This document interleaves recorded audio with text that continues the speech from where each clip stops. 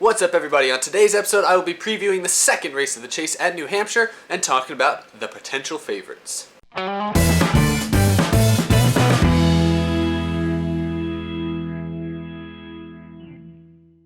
How's it going, everybody? I'm Eric, and welcome to Out of the Groove. Before any of you comment, this light going down my thing is coming from the blinds in my window right here. I can't do anything about it. This is the only place I can film, and it's just, I don't usually film this time of day, and it just so happens that the sun is right there. So you're just going to have to watch these dots on my shoulder and deal with it. Anyway, there's not that much in the news this week, as surprising as that may be. First race of the Chase happened, Truex won.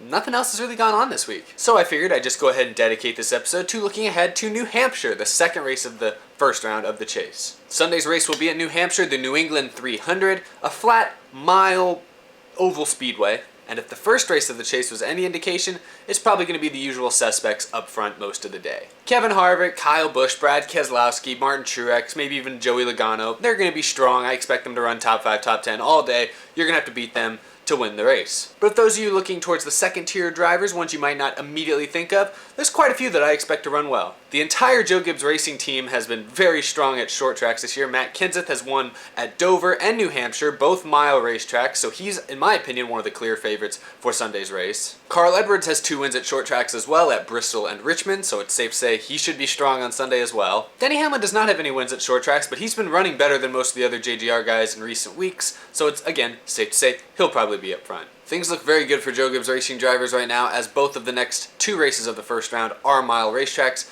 so chances are all 4 of them will make it into the top 12. What will really be interesting is what Kevin Harvick does this weekend. If you watch the race on Sunday or my video on Monday, you'll know that Kevin Harvick had some troubles last week at Chicagoland. He had a strong car for the most part. He started in the rear, worked his way up, had an unfortunate timing situation on pit road, forced him a lap down. He could never get his lap back. He finished 20th, which currently puts him outside of the top 12 in points. Now, everyone knows Kevin Harvick's a favorite. I think most people probably even have them in their Final Four. Last season, Harvick found himself in a similar, probably slightly more desperate situation than this year. After blowing a tire and wrecking at Chicagoland, he then went to New Hampshire, had one of the best cars, but ran out of fuel late in the race, which hurt his finish there as well. But since Kevin Harvick's team is really, really good, they were able to bounce back from 2 awful finishes that put them way behind and win at Dover, and that's how they moved on to the next round of the Chase. Can he do it this year? Will he even need to? These are all very good questions. In the episode on Monday, I talked about how Kevin Harvick needed to be very conservative, very careful in how he approaches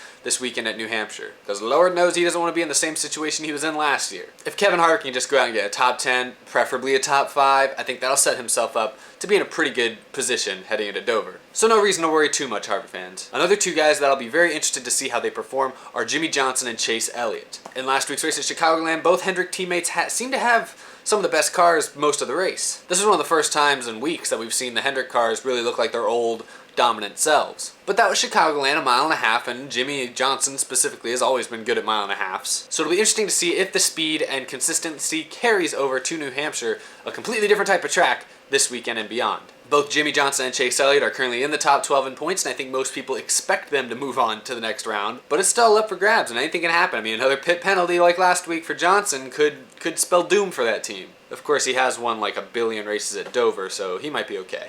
But nobody wants to have that kind of pressure going into the final race, especially not in the first round. Save that for the later rounds, man. If you're stressed already, you're doing it wrong. I also would like to point out that I am filming this video on Wednesday, and they have not currently released any announcement on the penalties for Martin Truex Jr. or Jimmy Johnson. I don't know if anything's going to come out of that, so if you guys are watching this on Friday, if I'm watching this now on Friday, and they have announced something, I'm not going to be talking about it here. I'll talk to you about it in the comments if it comes up, because they have not announced anything. They usually announce penalties by Tuesday or Wednesday. They have not announced them yet, so this is my only time I can film the video, so that's why that's happening. Anyway, that's about it, I think, for today's episode. Going to keep it fairly short, not too much to talk about, you know. If you have anything you want to talk to me about, you know, leave a comment. I usually reply if it's interesting. I'm usually fairly active, as y'all probably know. Please subscribe if you haven't already. Next episode will be Monday, you know, Mondays and Fridays. Next episode will be Monday. I'll be recapping the New Hampshire race, talking about any drama. Can we just go, you know, 2 weeks without any drama, guys? It's early. Come on, let's save the drama for Talladega or Martinsville. You know, like we're supposed to.